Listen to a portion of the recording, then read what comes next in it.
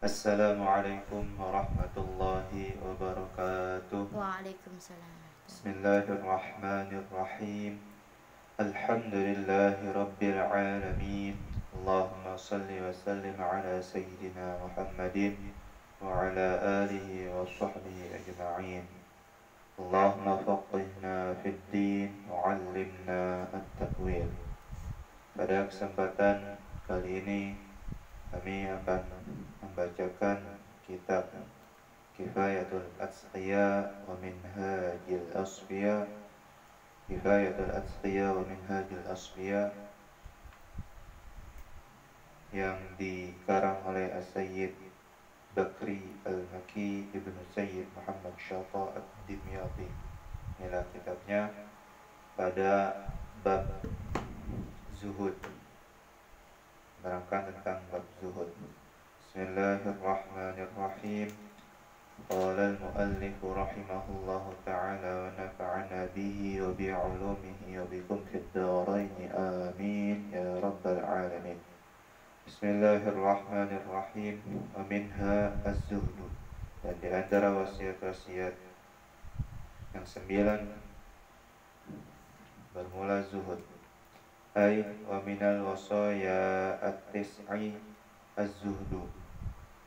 Maksudnya adalah dan yaitu di antara sebagian wasiat yang 9 yaitu zuhud. Wa huwa fil lughati, dan zuhud secara bahasa khilafur raghbati, menyalahi keinginan. Yuqalu zahada fi syai'i wa anhu ay lam yarghab fihi.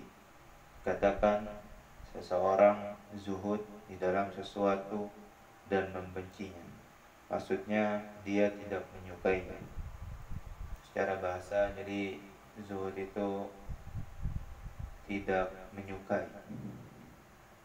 Wa haqiqatuhu insirafur raghbati 'ani syai'i ila ma huwa khairun minhu.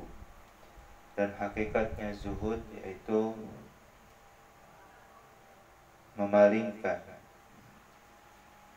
rasa benci terhadap sesuatu kepada sesuatu yang dia lebih baik darinya. Jadi yang mana dia tidak menyukainya kepada mengerjakan sesuatu yang dia lebih baik dari hal yang dia tidak sukai. Wa syartul marghubi anhu an yakuna aidan marghuban fihi biwajhin minal wujuhi. Dan syarat sesuatu yang dibenci adalah bahwa keadaan sesuatu yang dibenci itu disukai juga dari satu segi, dari beberapa segi.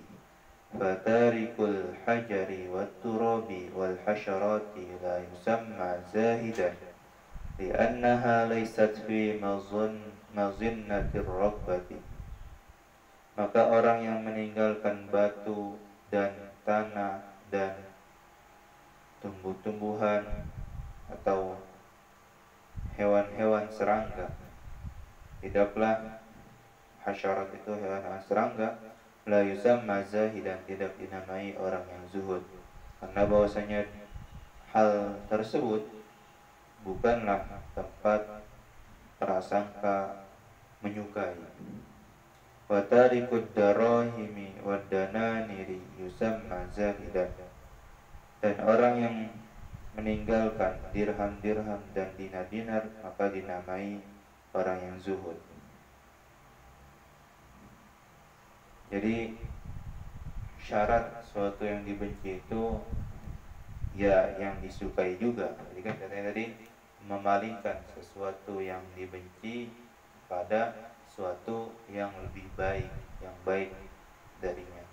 Ya tadi misalkan dia suka, dari kan pengertiannya di sini sesuatu yang dibenci itu ya sesuatu yang disukai juga oleh dia yang sebelumnya disukai. Misalkan dia sebelumnya menyukai dirham, dinar, dia simpan di dalam hatinya, lalu ketika dia berusaha untuk zuhud, maka dia itu berusaha membenci menggunakan dinar dan dirham itu kepada sesuatu yang baik, tidak menyimpan uang di dalam hati, tapi menyimpan uang di tangan. Dia menjadi bares, dia tidak serakah, dia tidak rakus, dia tidak tamak. Wa syartul marghubi fihi an yakuna khairan 'indahu minal marghubi anhu hatta yaghliba ar-raghbatu fihi. Dan syarat sesuatu yang disukai, jadi ada roghibaan, ada roghibafi. Kalau roghibaan itu berarti membenci, roghibafi itu menyukai. Dan syarat yang sesuatu yang disukai itu dia lebih baik di sisinya daripada sesuatu yang dibenci, sehingga mengalahkan oleh sesuatu yang baik ini. Jadi misalkan tadi sesuatu yang baik tadi, misalkan bersedekah, tidak tamak, tidak rakus, mengalahkan sesuatu yang dia benci. Yang dibenci itu menjadi dia misalkan asalnya dulu pelit, asalnya dulunya rakus, asalnya dulu medit, menyimpan dunia, menyimpan harta di dalam hati, dia rubah menjadi menyimpan harta di dalam tangan, dia jadi bares.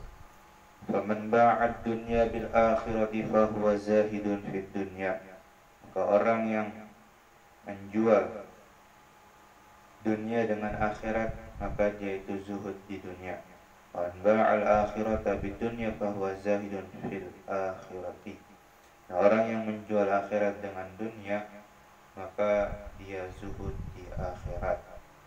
Wal 'adatu jariyatun bi takhsisi ismi zuhdi bid dunya.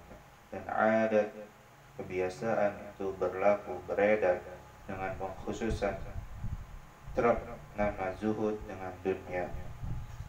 Jadi orang yang menjual dunianya dengan akhirat, sini dikatakan zuhud di dunia saja.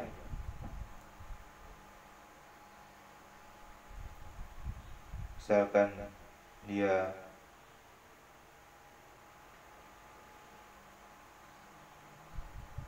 menjual hartanya untuk kepentingan sedekah, yaitu zahid fid dunya.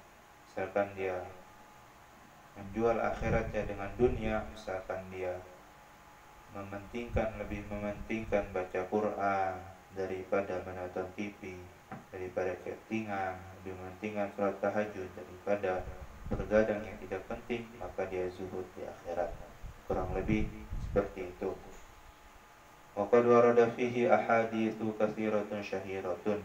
Dan sungguh telah warid, telah datang tentang zuhud oleh hadis-hadis yang banyak, yang masyhur, yang terkenal. Minha ma rawahu al-Baihaqi fi Syu'abil Iman 'an Nabi sallallahu alaihi wasallam. Di antaranya hadis yang diriwayatkan oleh Imam Al-Baihaqi dalam kitabnya Syu'abil Iman dari Nabi sallallahu alaihi wasallam, yang bersambung pada Nabi sallallahu alaihi wasallam bahwa Nabi sallallahu alaihi wasallam qala, bersabda, ma zahada 'abdun fid dunya illa anbatallahu al-hikmata fi qalbihi wa antalaqa biha lisanuhu wa bassarahu 'aibad dunya wa dawa'ahu fa akhrajahu minha saliman ila daris salam. Tidaklah seorang hamba zuhud di dunia kecuali Allah akan menumbuhkan hikmah, ilmu, kebijaksanaan di dalam hatinya, dan akan menjadi lancar dengan sebab hikmah itu oleh lisannya, dan Allah akan memperlihatkan kepadanya rusaknya dunia, cacatnya dunia, dan penyakit-penyakit dunia.